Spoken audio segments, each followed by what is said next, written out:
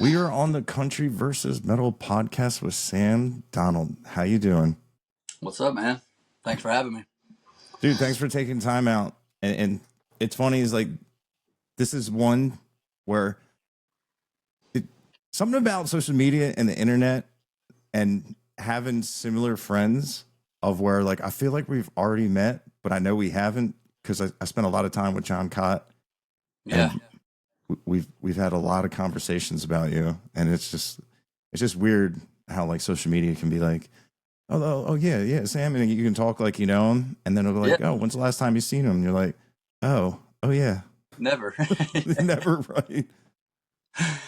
Yeah, I feel the same way, man. It's kind of like I've been watching your stuff since I started doing TikTok. And, when you come up in conversation, I'm the same way. I'm like, yeah, we're boys, Yeah, even it's though we've never met in real life, so. yeah, it's really it's different. It's just different how like, you can have connections through that and whatnot. And man, congratulations on your socials have just exploded, and it's so cool to watch those numbers just keep going. There's just like Thank it's you, like man. I appreciate it.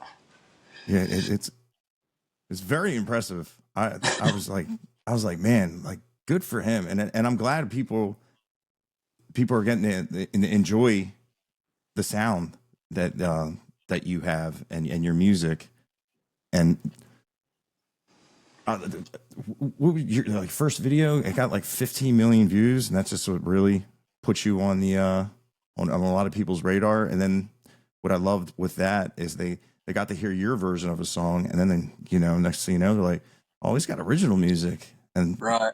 see people digging that. I thought that was a really great way of having people, because a lot of times with original music, people are just for some reason apprehensive of that.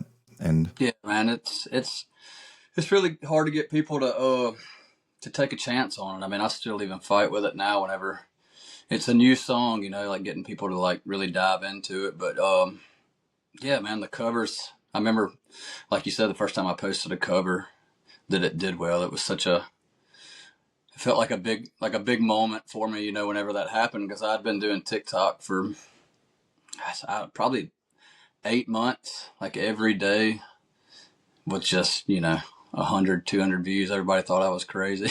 I almost gave up. I'm not gonna lie. And then I posted a cover of, it may have been the Nirvana song that was the first one that did really good. And yeah, that was kind of the start of it. I was just like, man, this actually can work, after 8 months of just like grinding it out, trying and just failing every single day for months. But yeah, just internet's crazy, man. right, and I'd love to see the reward of your videos, because you actually go to locations and shoot Yeah. in really cool landscapes where like now I'm in my studio. I don't think I hardly ever leave, but you're out here like ships Yeah. by the water. It's kind of become like a little like a hobby of mine. It's like whenever I'm driving around the Mississippi Gulf Coast, I'm like always always looking around like, oh, that'd be a good spot. And Jeff, the guy that shoots my stuff, he's always on the lookout for good stuff. And then over the years we've just got a collection of about 15, 20 spots that are really good that we'll just kind of keep in a cycle. It's really easy now. I mean, it's pretty typical for me to just do like one round of content per song. I'll just do it all in one day, and like we'll just go out and have a good time for 3, 4 hours shooting videos. And you know they're not all going to be great, but we just go out and try to knock it out and enjoy it. So with your songs, with the production and whatnot, do you specifically use like a studio, or when you first started out? Because everything you put out has sound like very professional, and especially that Nirvana cover has like the original homage to that like dark sense of Yeah. feeling on it. Yeah, I've worked with the same guy for his name's Zach Kill. It's actually the same guy that John Cott uses. But yeah, I've known Zach for I think 8 years now. Before I was even doing solo stuff, I had a rock like a kind of indie rock type thing that I was doing with Zach for a long time. And then one day I got this crazy idea that I was going to do country. And that's, I had one of my older songs. We went in and did it, and we started chipping away at that whole thing. It seemed like it started, getting some legs under it. So that's kind of how we worked at that. But yeah, he's a very good producer. If it weren't for him, I probably wouldn't even be doing this, because he kind of helped me get everything going. And he's the one that actually taught me into doing TikTok. So That's when you think of it, just sometimes just like the universe just aligns just right. yeah, it Like, really was, man. Because I just like I said, I was recording songs with him for 4 or 5 years, and they just weren't doing anything. I would just put them out, and kind of like a lot of people do. You just put songs out and you expect it to just magically do good for some reason, but like you have to like tell people that you put music out. And we were having a session one day, just another song that we were working on. I think it was when we started the country stuff, and he was just, he was digging it, and he's like, dude, it's like, if you really like I didn't have any social media at the time. I'm just a personal Facebook page. And he was just like, man, he's like, this stuff's good, dude. He's like, if you really want to pursue this, like, he's like, I know you're like the older artist or whatever, because he's a little bit younger than me. He's like, man, you got to do TikTok. And this is when TikTok was really they were really pushing artists and stuff. So, yeah, man, I took his advice and ran with it. Like I said, it took me about 8 months to like get that first video that got like 10,000 views that really kind of lit a fire under me. But like, yeah, man, it's just the whole deal's been crazy. He's been great for me though. He's a great producer. that's good to hear. And it's funny, is especially like when you're like, I'm obsessed with numbers, and back then when, like you said, they were pushing artists, it was awesome because you Yeah, could put something down and just, I mean, immediately reward it. And now it's like the complete opposite, and it's just yeah, it sucks, yeah. It's lost a little bit of its fun, because I remember like posting a video, like you said, you could scroll off of it and come back to it. And like, there was one point where I had one, like, I would go off of it and come back, and it'd be 10,000, like 10,000 people within 5 seconds have seen it, and it's just, those days are kind of gone. But Yeah. it was a super cool time. Like I said, it lit a fire under me. So it was a really cool thing to witness, though, for sure. Yeah, and it's nice that it was able to give you the opportunities that you have now, and Yeah, for to sure. And I mean, it helped me build a fan base that I feel like I was able to as they say, get it while the getting was good. now, like for someone who's never heard your music, and with your most recent single, with Dead Man Walking, Hmm. when they first listen to that, how would you want someone to like feel of the first time hearing your voice? It's probably, you're either probably going to really like it or not. That seems to be the going thing. People either, it's like, I love this, or like, it's just not for me. Which is, it's kind of the reason that I've been playing music for over 20 years, and for 15, 16 years of that, I was just a guitar player. I always thought I was a horrible singer, so I just never did it. So Yeah, that's wild. yeah, it's just a little different. I don't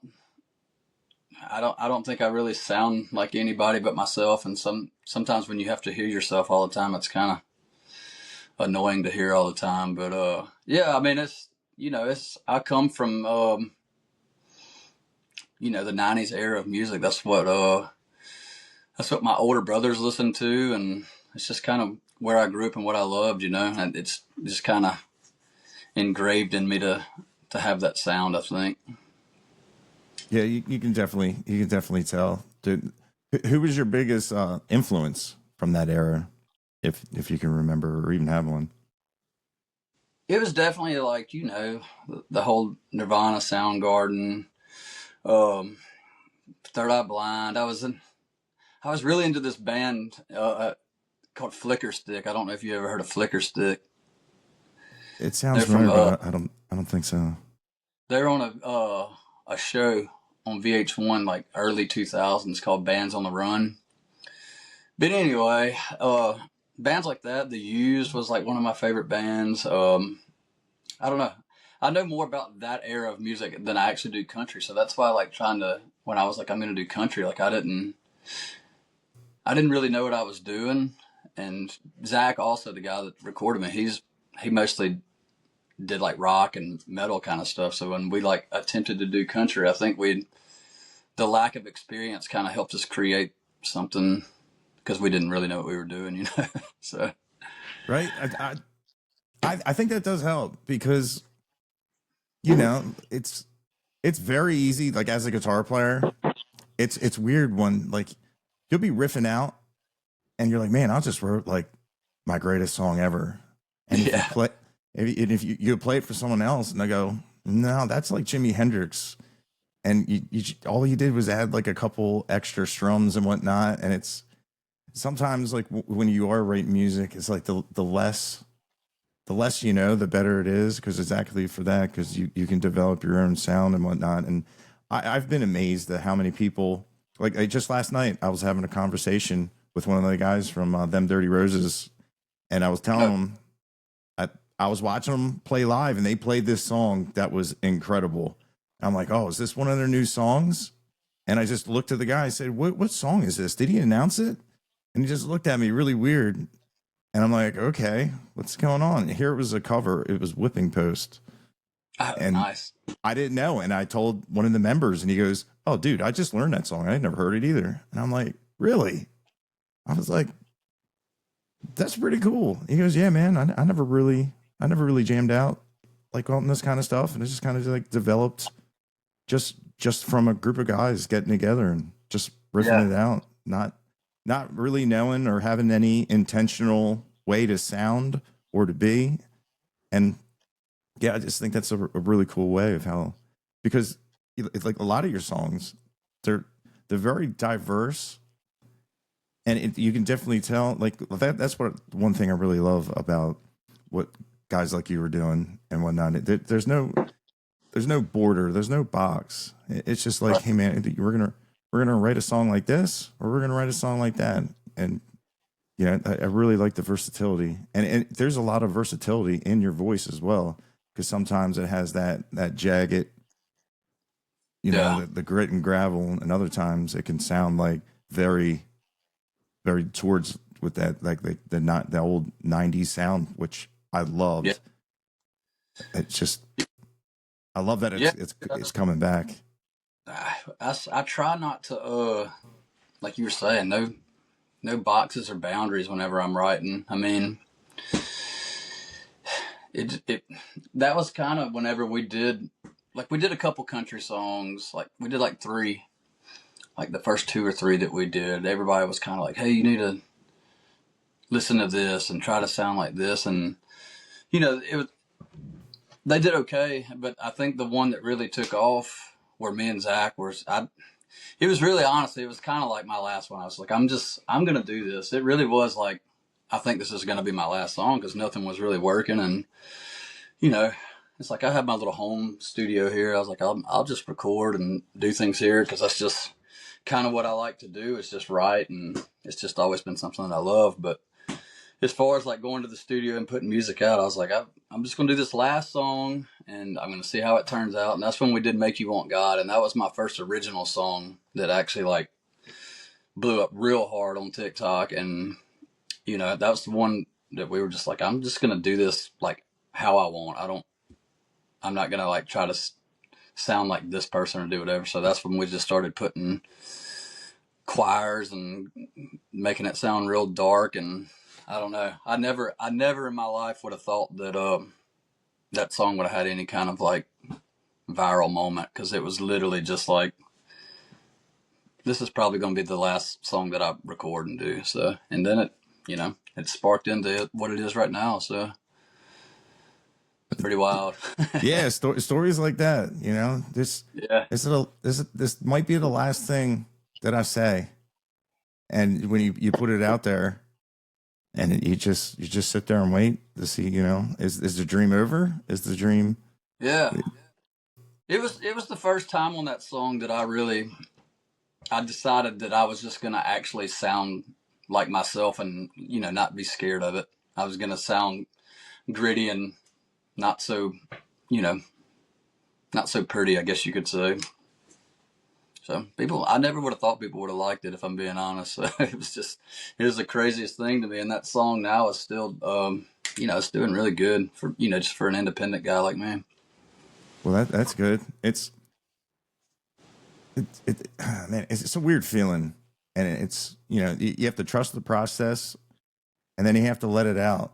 You have to let it out Yeah, in the world, and let it, kind of like when a kid turns 18, says, I'm leaving home, and whatever it can go either really well or, and then now with the internet, it may a song could possibly not do well and yeah, get buried, and then somebody makes a video of the sound, and before you know it, it's back, and it's huge. yeah. It's so weird, and it's so frustrating. It really is frustrating because I did the same thing with the song right after "Make You Want God." I did a song called "Son of the Sandman," Mm. and like I could not get anything going with that song because I thought it was just gonna, you have like a big moment with a song, you think it's just gonna keep happening, and I put it out, and it pretty much went through several releases, and then I reposted an old video that I did, and something with it caught on. It went viral, and like that song caught on, and so it's just kind of you can't ever really give up on them because I think later on they can come back and have their moment, and I think having good songs in your catalog is super important, even if they don't do well immediately. I think people will still appreciate them. Yeah, it's just so weird how you you have to like recycle, plan, curate when Yeah, yeah. It's just I feel like it just shouldn't have to be so hard. yeah, yeah. Dude, yeah, it can be stressful sometimes, especially when like guys like me, I I depend on some of those moments for a song to do good. It's like organic content. You hope you can come up with something that people are gonna like around a moment of the song, and it's like, you don't always get it, and it can be frustrating for sure, especially when you put so much time to.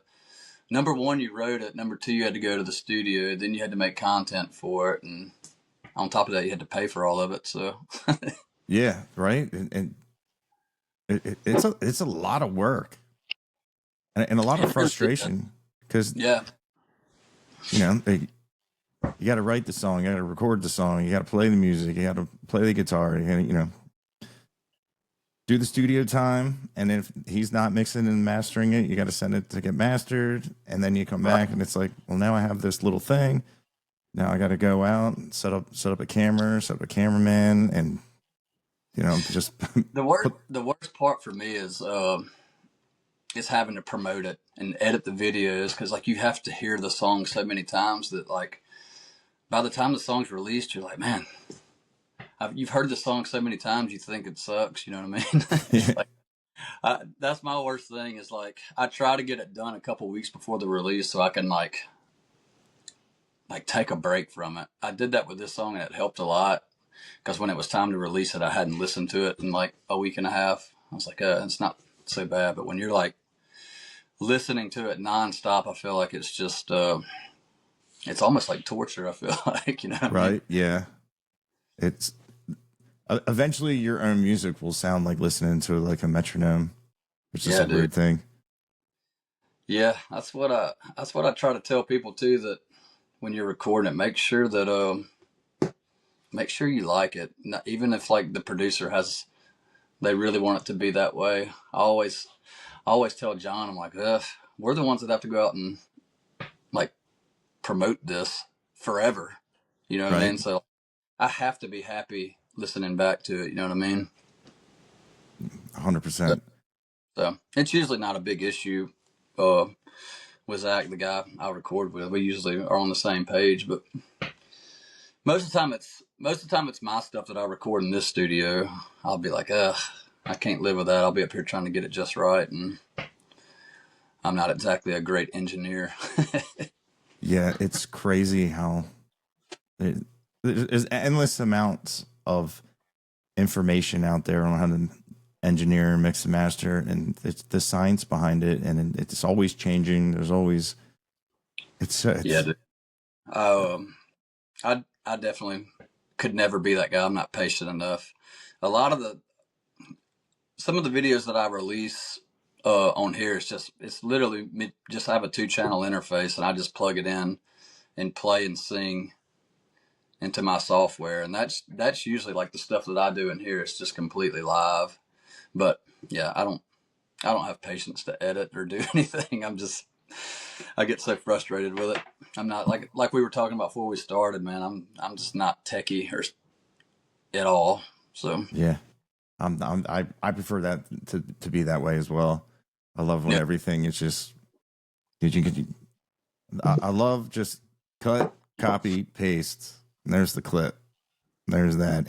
Any deviation of, we were at Model Zero Fest, and there's some videos that don't have sound because I forgot the uh, webcam, which would have lined everything square. Now, like, I should have told people I was clapping when it's like really loud, and they're like, "Oh, thanks." And I'm like, "Yeah, well, that's you look for the spike, and that's you just match them up with the sound. That's why they go."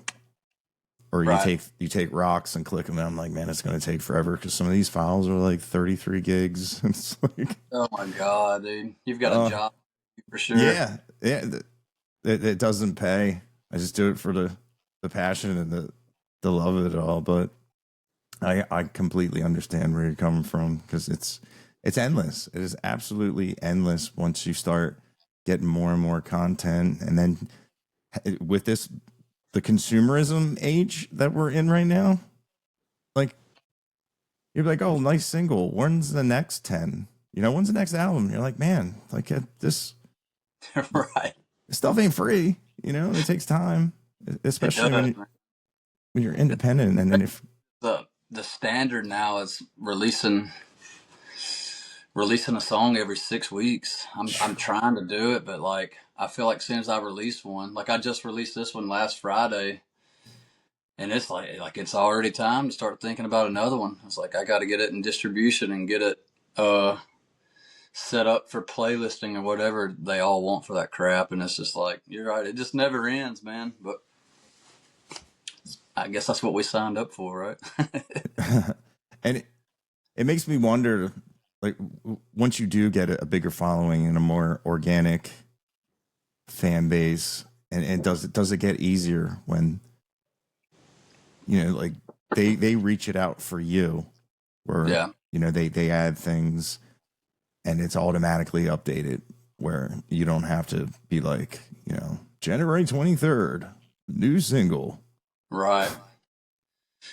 Yeah, it would be nice, man. I know I love it whenever my songs make the release radar because it all the people that follow me out on I guess Spotify I think is how it works, but I mean it just pushes it out to a lot of people. So this last release that I did has been probably the best one ever, just as far as like I made some playlist and like it hit release radar, it hit the radio.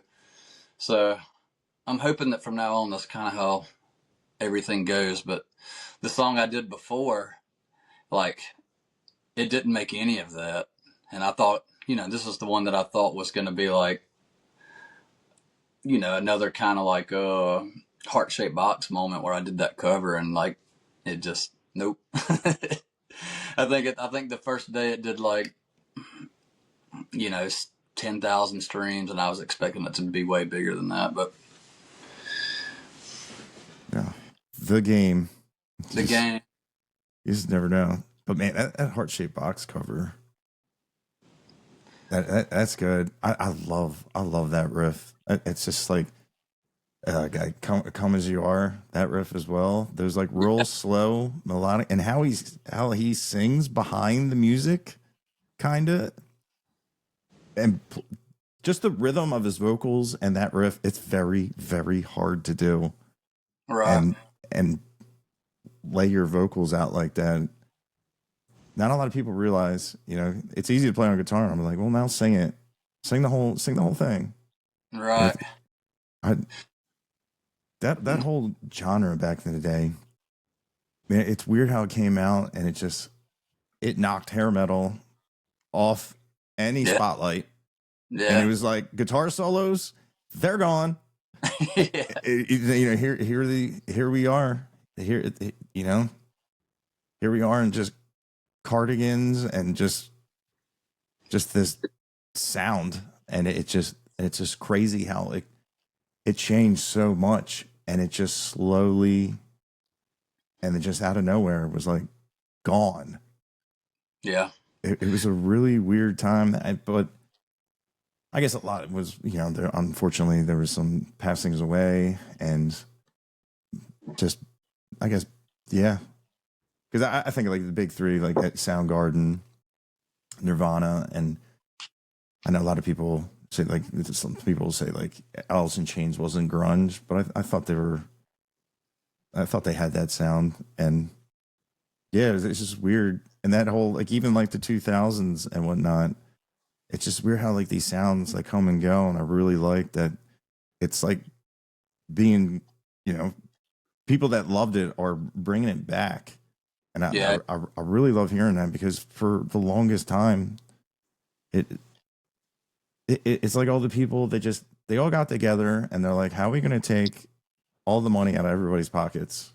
And they figured out certain things that people like, especially in like in country, and even in like the metal world, everything sounded the same.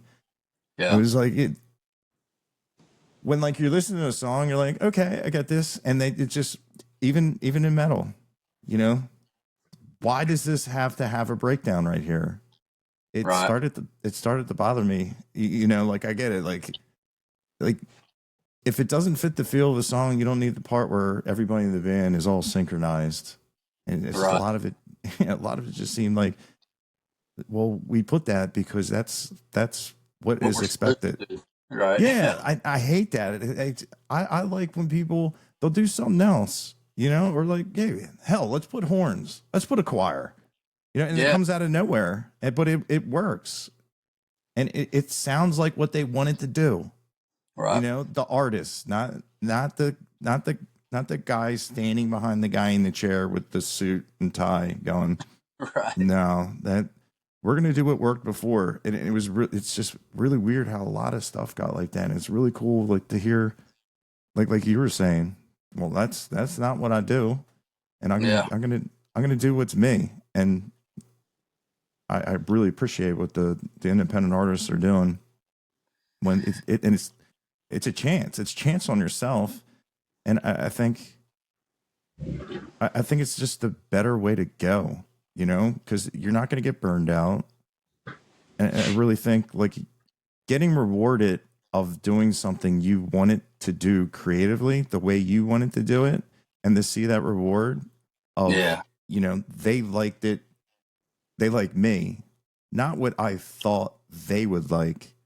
Right. I just feel, I feel like that's just me, but more rewarding. And man, you can, once you find the people that like that part of your music, it's endless wherever you can go. And I think that's great, because you don't want to, just do the same thing over and over again. Nah. Yeah. I agree, man. I mean, a lot of the bands I was in previous years from way back in the day, and that was, you know, like going back to the early 2000s, like everybody was always kind of, I mean, it's even the same today. Like people are chasing this thing that's already like a thing. And then by the time you get to that thing, like it's not cool anymore. Something else is cool. So I just feel like you should, yeah, like just do your own thing. Do what, I mean, like you said, it's more rewarding whenever you do something that's truly you, truly your voice or your sound, and it works, man. It's like the best feeling in the world. So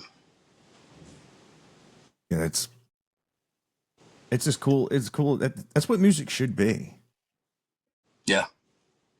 Yeah, I agree 100%, man. And I loved like Nirvana. Like if they weren't happy with the way how things were going, I loved how they would take it out on their shows where you would know, like like that old mentality, or like even back in the '70s when they're like, you have to lip sync, and they're like, no, and they're like, well, that's not how we do it on TV. And you see like I forget who it was. She was eating a banana, like, not it was just to make it obvious, and I love that. Yeah, I, there's been a couple artists that have done that over the years. Didn't Alan Jackson do it too? He did something. oh, they didn't want the drummer to hit the drums, right? So he was playing without sticks. Yeah. Like I love that, and Yeah. yeah, he did something else where didn't they didn't want him to do like a George Jones or not play, and he played it anyway or did something, or it's I just like stuff like that. Like it gets you thrown off of, and you can't be trusted with productions like that. But still, Yeah. you know what I mean? Like I'm here, you asked me to be here, and I want to do things my way, obviously within reason. But you know what I mean? Like I love like the one video of Nirvana where the crowd was being mean to the all girl band, and he ruined their show for them. He's like, be be kind. We're all up here, we're all on the grind. And they didn't care how big they were. You know what I mean? Like they kept it true, Yeah. true to their selves. And like you're not going to insult our opener, which I love that because I don't even know who the opener was. You know what I mean? But I know Nirvana stood up for him, and it just stuff like that. I don't know. Just I always like seeing it. You don't really see it anymore, I guess, because like we don't have like media like that anymore. Where back in the day, MTV actually reported on music, and you had the cool, VJs where you had the personalities, and you could have like the headbangers ball and all that. And Yeah, it's so much different now, man. The attention spans are so much shorter, you know. it's it's crazy. Like when I go to a restaurant and the kids, like they're just all you see is the light illuminated on their face from the iPad the entire time. Yeah. I'm just like, whoa, like, and I love looking over and you see the kids like doing the coloring Color. on Yeah. the thing. Like that's what I did. You know what I mean? Like was more involved. And man, I'm one of the like I got a Nintendo and my dad was like, "This is the worst thing I ever bought you," and he he got rid of it. And Yeah. he's like, go outside, don't come back, don't come back. I just remember Yeah. being like, well, what am I supposed to do? He's like, I don't care. We didn't have one growing up. My parents, they did not let us have one, and they the same way. They were like, "Go outside." Yeah. That's why, like, when I would, I'd go over to my friends and we stay up all night and like Mario Kart, like for just like as long as we could take it. And I'd come home and be like fried from Mario Karting for like 2 days straight. But yeah, man. At the time, I thought, man, I was like, it's kind of mean not to let us have one. But now, like, I mean, that's what I did when I was a kid. I learned how to play guitar and go Yeah. outside, do stuff. And I'm the same way now. Like, I've been crazy the last 3 days because I haven't been able to go outside because it's been so cold here. And so it's just, I don't know. It's taught me a lot of good things. Not having, to this day, I still don't play games. Like, I've never even played an Xbox. So, It helps. And a lot of people like I grew up in that era of yeah, obviously with your videos appreciate like a cool landscape, and we realize like some of those areas probably not the easiest to get to, but and it also probably helps because you're looking for that. right.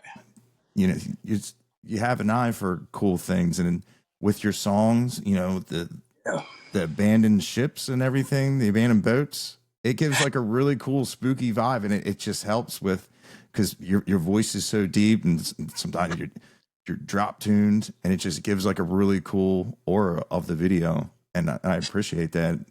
Yeah, dude. It's just the kid in me. All I'm doing is going out and exploring. you know, I still love doing that kind of stuff. It's always, like I said, it's fun for me to go out and shoot videos because I hear people complain about it, but like to me, like doing the content is like, to me it's what finished. Sometimes when I put the song with a video, it makes the song sound better. I'm like, oh, the song actually, it sounds better now that I can see me singing it on a video. I don't know, it's really weird. It kind of just like glues it together, I guess you could say. Absolutely, the visuals Yeah, tying in with yeah, audible parts. It yeah, I was thinking like the Big Lebowski. It really ties the room together. yeah. It does though. And but does it ever get to sometimes? I guess sometimes on the other end, it can get a little frustrating when people expect Sam Donald to be in a cool place for a video, and then Yeah. when they see it like not in somewhere, you're I like, do I do them up here in my studio sometimes, and like sometimes I feel like I'm just like kind of cheating, like but I don't know, man. I like to change it up a little bit too, because sometimes I feel like the content I was doing outside, I mean, it definitely had like a phase where it was just like crushing. Because I mean, I don't know if it when I first got on here, a lot of people weren't doing that. They weren't outside doing that stuff. I feel like I was kind of one of the first people to like really go out and find some unique spots, and then like anything, it got saturated down with a lot of people doing it. So that's when I started doing some stuff in here, and I don't know. I'm always just trying to figure out a new way to present it to make people listen. yeah, it's like reinventing yourself. It's kind of It's nonstop, just figuring out. I don't know. yeah. I even shaved my beard off to. I remember that. I remember the first video, and I didn't recognize you until I heard your voice when you talked. When you were like, Yeah, "Man, made a mistake." I'm like, "Whoa!" It's weird yeah, how that can change a look so much. yeah, man. It was. I had that thing for a long time, but I mean, it didn't really have anything to do with. Well, my wife liked the beard a lot, so I kept it for a couple years. But then, like, I had a bunch of videos go viral, and I was like, well, it's like I gotta keep it now for a little while because it's what people know. And then one day it was like 106 down here in Mississippi, and I was like, all right, this is enough. it's so hot, man. I like it better without, personally, just because it's hot down here, man. Yeah, 106 with a beard. That sounds terrible. I can't. I get too. I can't stop scratching my face, and people are like, "You gotta wait until it gets Yeah, longer," and I'm like, "No, it never came." I just was just there's like, a certain point you get to where it doesn't, but like even now, like I have one that long, like I if it starts getting kind of long again, I'm saying, I'm like, man, I can't do this. I'll probably never have one that long again, if I'm being honest. yeah. Well, you got plenty of content with it, so you can always relive Yeah, your days. yeah. People always know whenever I'm being lazy and not shooting content, a beard video will pop up. Yeah, and they're like, "Ooh, from the archives." Yeah, everybody likes to call. Almost always somebody will call me Forrest Gump when Forrest Gump had the beard. I felt like running. Yeah, I'm gonna go home now. So, so with the new single of you writing it more from, you know, you did it your way from yourself. Is that how the next chapter of Sam Donald music's going to be? A more Man, I'm actually working on a. I just got back from Nashville last week. I was up there. I'm working with the same producer that I've had for years, and then there's another guy named Justin Morgan that I've just got to know him from being in Nashville and stuff, and we're kind of the same age. We come from the same area. We like the same kind of music, but he's also doing, he's been doing country up there for years now, and we just got to be friends, and we started writing over Zoom, and I wrote with him up there some, and he's going to be a producer on it as well. So in April, we're going to cut, a 5, 6, 7 song EP. We're going to Nice. cut that all in 1 week, which I haven't cut. Everything I've done is always just, I'll go cut a single. Like, we usually do it in 2 days. I'll go to, Zach lives he has a place in New Orleans. That's where we almost do everything, is in New Orleans. And I'll go in 2 days and cut that, release it, and then we'll plan another time but this will be the first time that we're taking a full week, and we're going to hash this out and have like pretty much the songs for the rest of the year out. So, and it's good stuff, man. I'm actually super excited about this. I mean, Justin is he's really good with lyrics and stuff, which is where I tend to get stuck on. So, yeah, it's gonna be good, man. I'm super stoked about it. So your strong point would be the guitar riffs over lyrics? I'm not even a great guitar player, honestly. I can get it done. I can fake it, but I say melody, and like Okay. Justin always says I'm good at writing like really cool lines, and then the rest of the crap just won't make sense. But he's kind of good at helping me glue it together.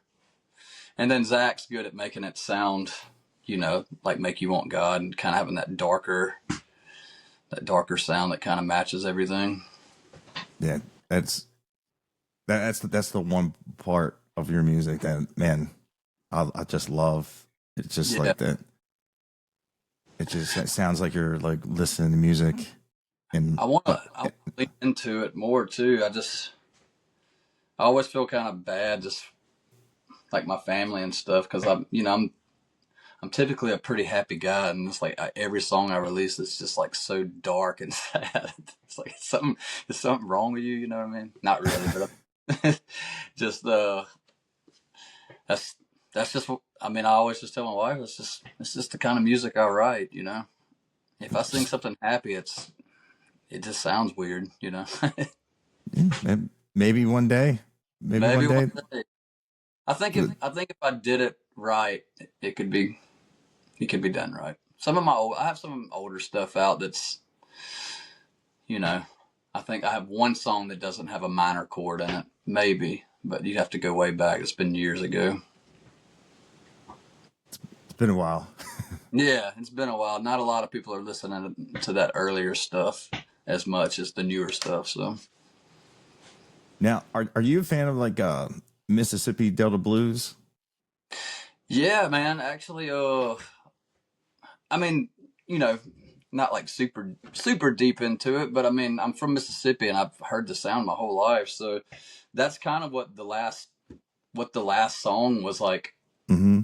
based off of. I was trying to do something that was like, still my own thing, but like had a bluesy vibe to it. And I got this guy to come in that he's so good at slide guitar, and he really gave it kind of that vibe. So that's kind of what I was going for when I sat down to write it. I was like, I'm gonna just write a blues song. Like, even though all the lyrics don't really make sense together, but like if you hear an old blues singer, like sometimes they're just singing just kind of random stuff, you know what I mean? And some of the lines in the song just pertain to different parts of my life, and I didn't really think this was going to be a song that I cut last time, and like I jammed it with a band, and I don't know, man. I just woke up and decided I liked the song, and I had studio time, and this is a song we cut, and I dug it. So Yeah, well, a lot of people are glad you did, and it definitely has that vibe, and I love that sound. I love all like the legends and myths of the Delta guys of the crossroads and all that stuff, yeah, man. yeah, like It's super cool and super super interesting. I love the just like the history of like the Delta and Mississippi, which I live pretty far from the Delta. I live at the very bottom of Mississippi, and it's at the top, but I used to play up there a good bit, and like every time I'd go up there, I'd just like would want to write a blues song. It's just like so flat and just so different than the part of Mississippi where I live. But yeah, man, the Delta blues are cool stuff, man. Legendary stuff. I love it. I love how so long ago was all that, and it's still they're still making documentaries. They're still talking about it, and they talk about Robert Johnson would meet up and practice at midnight in the dark at a cemetery. That's where he Yeah, practiced his guitar and all that hoodoo and all that stuff.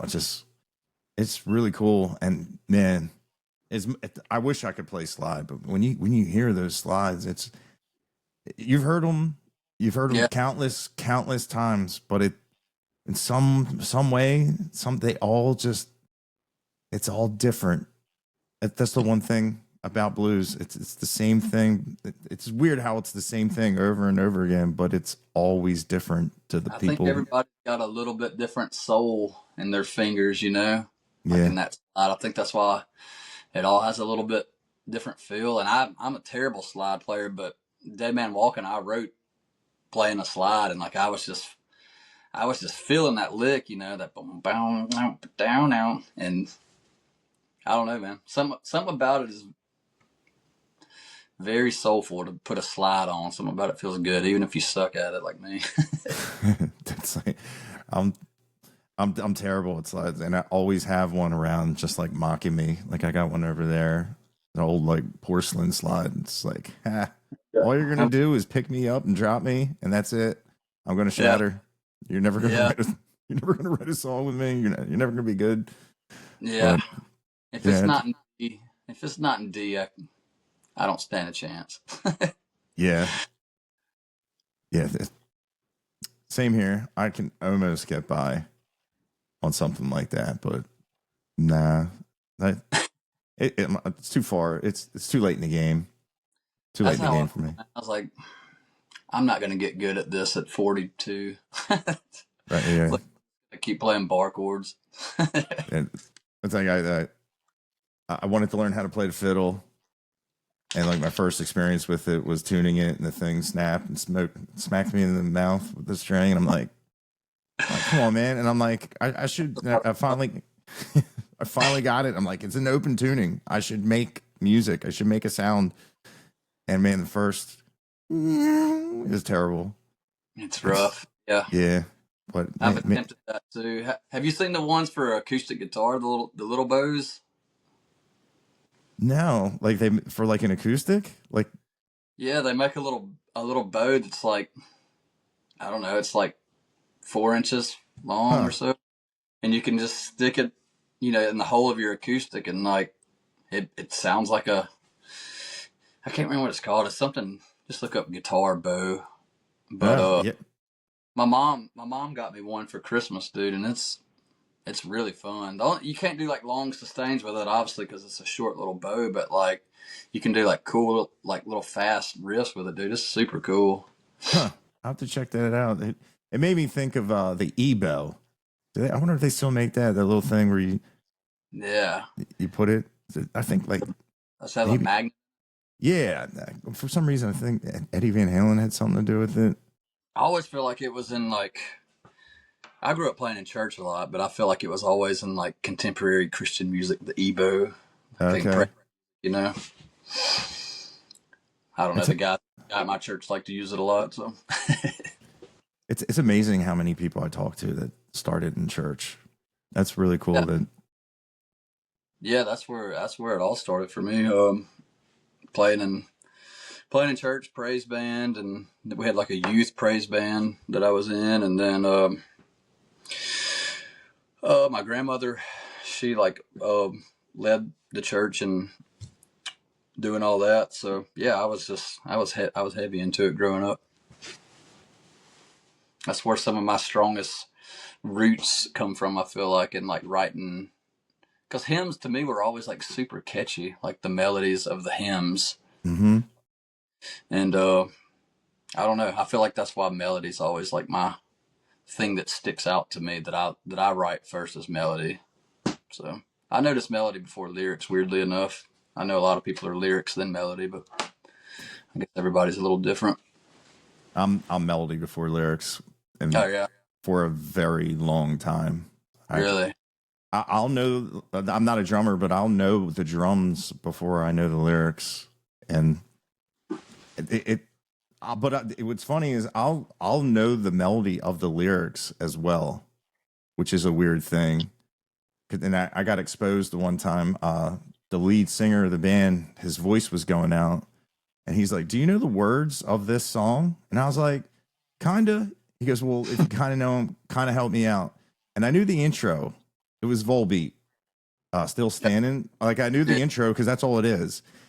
And but the the verse he had dropped out, but I knew like I know that part, but that's all I know of the words. I just know right. the melodic area of where they are and how they just jump up.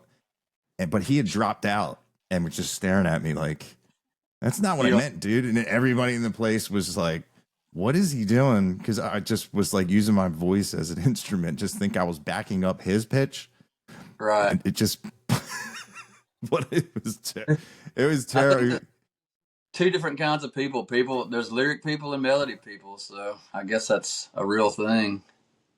I'm definitely the melody guy, though, man, for sure. That's that's the that's one of the reasons I was talking to somebody on a podcast and he said because I said I don't know how like why I really like my stuff really popped off and he was kind of like I'll tell you why. He said people listen to music differently and a lot of people especially in the country realm they don't hear what the bass is doing. They don't hear what the percussion's doing. They don't hear how tight or how you know vibrant the snare is or Right. the stick work on the hi hat, or there might be a cowbell or something else. He goes, they don't notice that, but you do, because I'll pick apart all the percussion all the way up, and then Yeah. at the end of the song, I'll be like, man, I really hope that wasn't a sad song because I totally missed any meaning or Yeah. of it. But I love the music. Then go back, and it still won't hear all the lyrics, and it's until Yeah. because that was like one of the reasons where I saw a thing like a VST on how to like remove vocals from songs, and I'm like, man, let me really just listen to this and really so I can get it and not be like a good pick, and Right. that to me is the squirrel running across the yard for me because I'm like, oh, I'm right back there. But Yeah. yeah, it takes some time. It's really weird how some songs I've been listening to for 20, 30 years and I don't know the lyrics. It's That's, yeah. I'm the same way. I noticed people commenting on some covers that I put out. They'll just be like, been singing the words wrong for 40 years. I had no idea. Like on Lightning Crashes, a lot of people think that they say pale blue colored eyes, but it's pale blue colored iris. And I've been playing that song a long time, and I actually didn't know it either. If you the very first video, actually the one that went viral, the one that I put out, I said eyes, and then somebody, of course, corrected me on it. So mm, the that's when I grammar learned. police. Yeah, always somebody, right? But yeah, I'm the same way though, man. I sing whatever I think it is, you know. Exactly. And it's until you like really focus on the lyrics, especially like back in the day of how like artistic the lyrics were, like being at like listening to the melody and whatnot. I don't know if you know the lyrics of Cumbersome. Like when you really look into the Yeah, lyric, because they were like, "Hey, we got rid of a guy that used to sing certain songs so the lead singer could have a break." And I'm like, "There's no way I can remember these lyrics. There's absolutely no way." It was like so. I'm like, "These are the lyrics to Cumbersome." Because I'm like, I never ever paid attention whatsoever, and it's very articulate of, and it's just like, and it's funny because like I just looked at him and knew, and that was the last, that was Right. now every time I hear it, I try to focus on the lyrics because it's very different from, well, for a while, What do you think? I'm trying to think. I might have to pull them up because it's I do covered you, that song too, but it was like at least a decade ago. So I, yeah, I, I it, all I hear is like da, da, da, that little breakdown part. That's all I can hear. Like exactly. we're saying, the melody, but I can't. Something about too rubber too wide or something. I don't know what they Yeah, say. It's been a while since I've heard Cumbersome. There's always some guy that comments and says I should play it, but I just always kind of forget about that song. yeah. The first verse, she calls me Goliath, and I wear the David They, mask. I guess the stones are coming too fast for her now. And I'm like, what? That's a little poetic. I didn't know. right. Because that dan dan, dan dan, that's all I hear. Dan, dan. Yeah. What a legendary intro to a song. Mm-hmm. Now being a melody guy over that, you think that's like gonna be like a curse when you're the lead singer of a band? Oh, say it again. You cut out a little bit. I was gonna say, could that be considered a curse when when you're the lead singer of a band? A little straining of just It's writing songs. But and that's when the co-write really comes in handy and really gets the product out there. you talking about singing wise? Not just like putting together a song of Oh yeah. getting pen to paper, because the melody is a great part too, but a lot of I, the co-writing's I got to help. usually start off pretty. Just find the right chord progression, and then I'll try to fancy it up a little bit with a good. Usually, so I usually, I mean, that's what I liked. That's where I think a lot of the comparisons to people saying that I do stuff like Nirvana, but I mean, it is. I don't think that I sound much like Nirvana, but I think my writing process, as far as it just being super simple, like anytime I go to like do something on guitar, like it's usually just going to be like an easy, you know, I just try to think simplicity is the key. You know what I mean?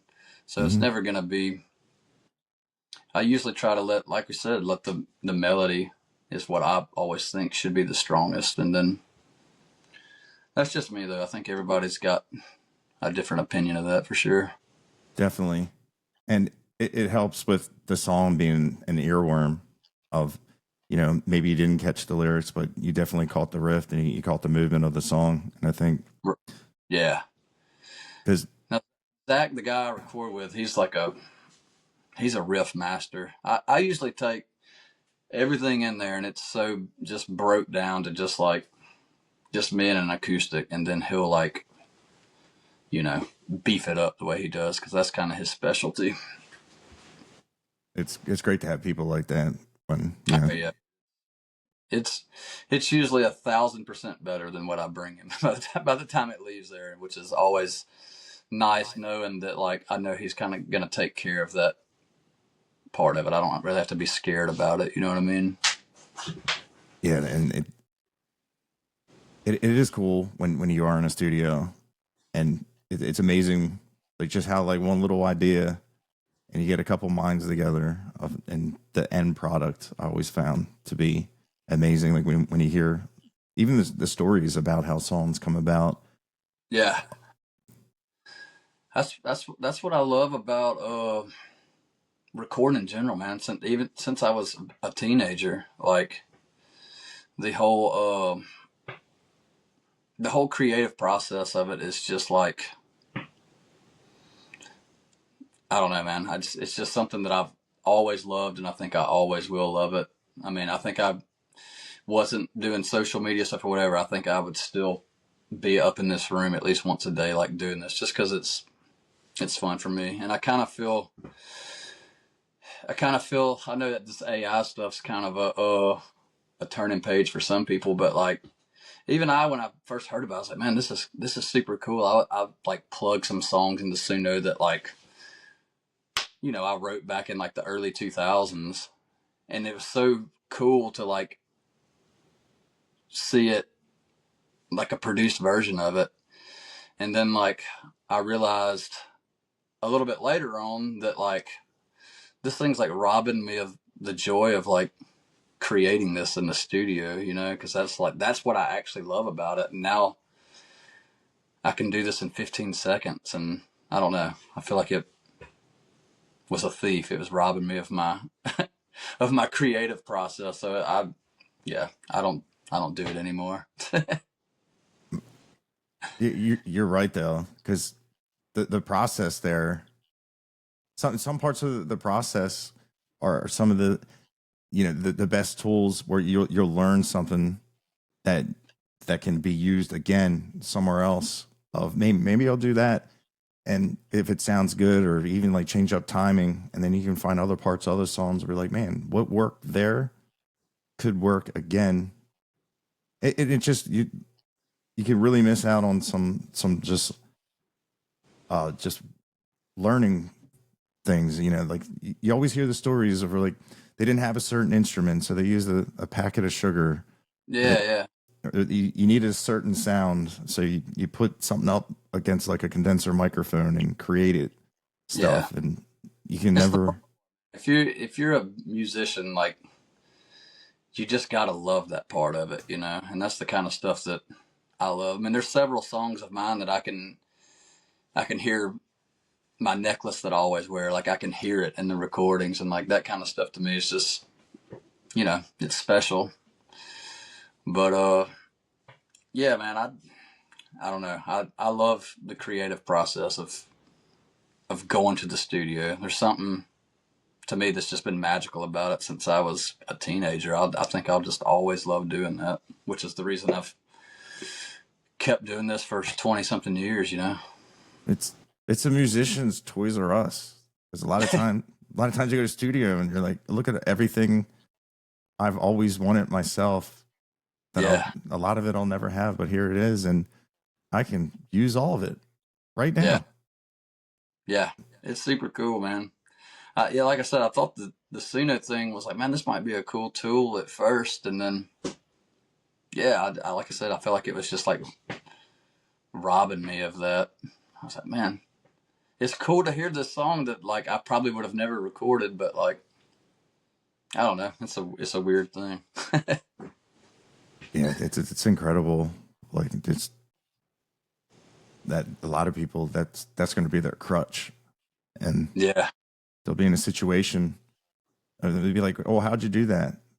And, like what do you say? You say like, "Oh, I just put it in a computer program," and 15 seconds later, it's like that's all.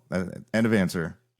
Like right. I like the packet of sugar story better. I think that that sounds way cooler than I ran it through an app. you know. absolutely. That's and yeah, I think behind the music and stuff like that really makes the music even more special. Yeah, Especially if you're with people that you made it with, that now you're presenting it on stage, and they know the process it went through. They know how it was recorded.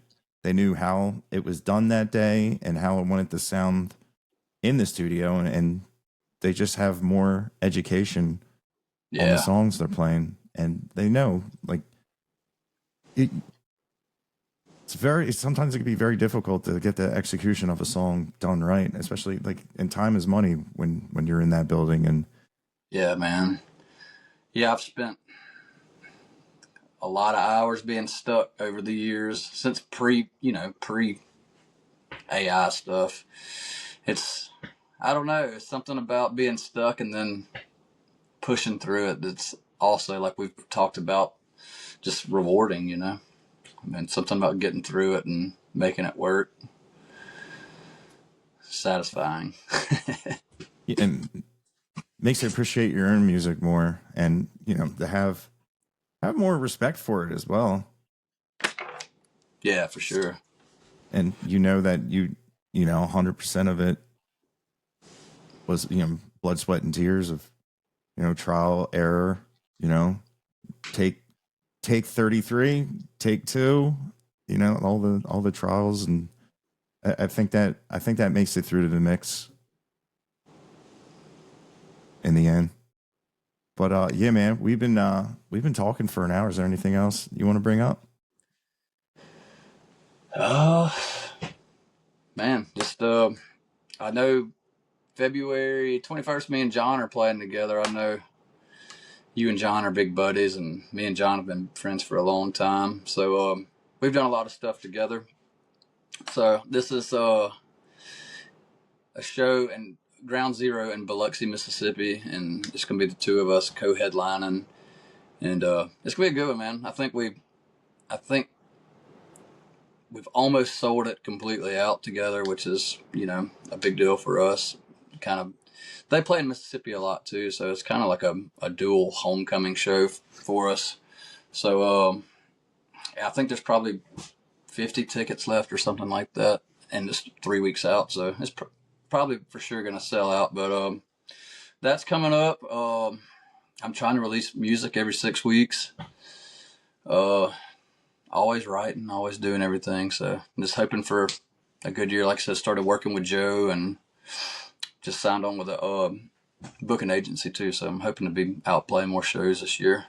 So Awesome. Well, yeah, dude, thanks for taking time to talk. yeah, dude. Thank you, man. It's nice talking to you in real life and not just typing some stuff, you know. Yeah, in the comments. Yeah, I agree as well. And yeah, I hope people go to the show, and I hope they, you know, take a lot of videos, because I would definitely love to be there to see you guys, because you guys duet fantastically together. Thanks, dude. So I sure appreciate it, man. hell yeah, man, dude. Once again, it was great talking to you, and I hope to talk to you soon. You too, bro. Appreciate it, man. All right, man. See ya.